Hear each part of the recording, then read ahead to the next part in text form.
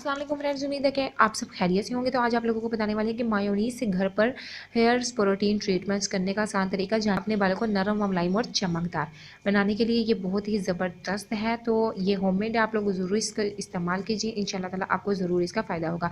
बालों के मसाइल में गिरना, झड़ना, टूटना, बालों की खुश्की, दो मुँहे बालों की रंगत ख़राब हो जाना, नशुरमा रुक जाना, जिन पर आप प्रोटीन हेयर ट्रीटमेंट के ज़रिए काबू पा सकता है।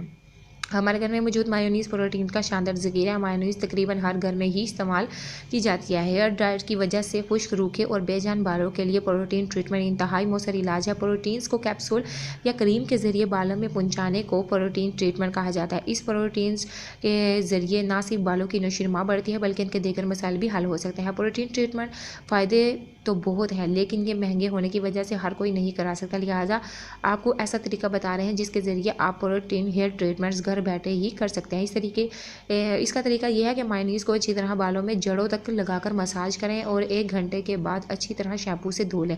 ये अमल हफ्ते में 2 मरतबा दोहराएं। इस तरह घर बैठे प्रोटीन हेयर ट्रीटमेंट्स कर सकते हैं।